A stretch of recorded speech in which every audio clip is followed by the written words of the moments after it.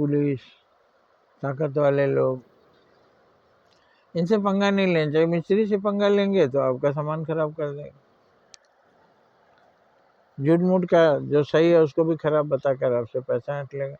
ऐसे लोग करते ही हैं। वकील डरा डरा कर आपको फंसा फंसा कर मारेगा, पैसा वसूलेगा। जैसे मकड़ा जाल बुनता है, उसमें जब मक्खी फंस जाती है तो धीरे धीरे आता है, उसका पूरा खून चूस लेता है। मक्खी को कुछ नहीं रह जाता, उस पर हवा में तैरते रहते, तो वो जाल में फंसाता है, आके खून चूस लेता है मकड़ा। इस तरह से मकड़े स्वभाव के भी आदमी होते हैं। दुनिया में जितने जीव जंतु हैं ना, उतने स्वभाव के आदमी होते हैं। जब ब्रह्मा जी ने सभी जीव जंतुओं को बना लिया 84 लाख योनियों में से 83 लाख, एक सोचा उन्होंने इतने जीव बनाए, हमने कोई ऐसा भी चीज बनाए जिसमें सब हो और हम आराम से एक जगह बैठ के देख लें। तो उन्होंने थोड़ा थोड़ा गुण लाके सभी जीवों का गुण लाके रखना शुरू कर दिया। मेढक का गुण, छिपकली का गुण, सुअर का गुण, गधा का गुण, हाथी घोड़े का गुण, शेर का गुण, सबका गुण थोड़ा थोड़ा लाके डीएनए रखने लगे। फिर आदमी बनकर तैयार हो गया। तो उन्होंने कहा अरे ये है, इसके अंदर सब कुछ है। आदमी कभी देवता भी बन सकता है, आदमी बहुत बड़ा राक्षस भी बन सकता है, आदमी सुअर, गधा और घोड़ा भी बन सकता है, आदमी शेर, चीता भी बन सकता है, आदमी मगरमच्छ भी बन सकता है, मगरमच्छ के आंसू। आदमी सब कुछ बन सकता है। ये देख करके भगवान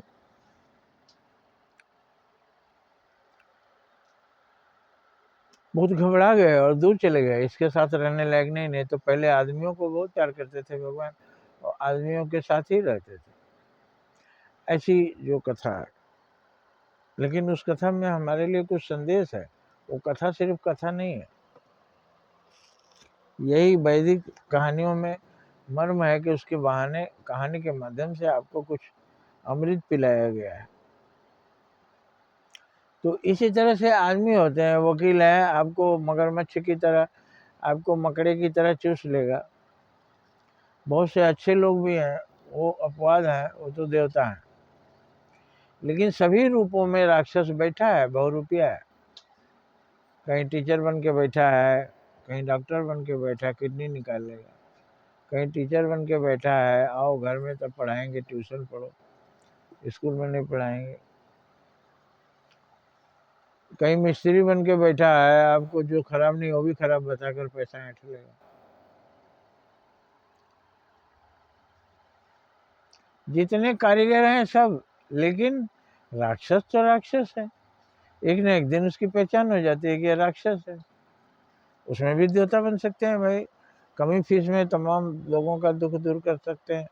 डॉक्टर ज़्यादा पैसा नहीं कमा के, किडनी नहीं निकाल के, अच्छी दवा करके भी उसका इलाज कर सकता है।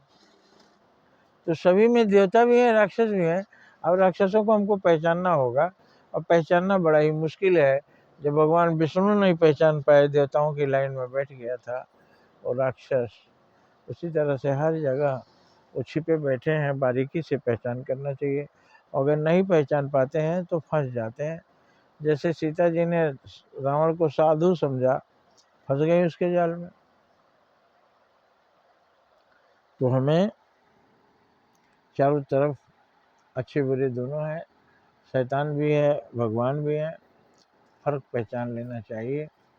और खुद तो कभी शैतान का काम करना ही नहीं चाहिए, क्योंकि शैतान से आप नफरत करते हैं ना, तो फिर आप क्यों शैतान बन रहे हैं? आपसे भी लोग नफरत करेंगे, आप भी अमर नहीं होंगे, मर जाएंगे। जय हिंद, जय भारत।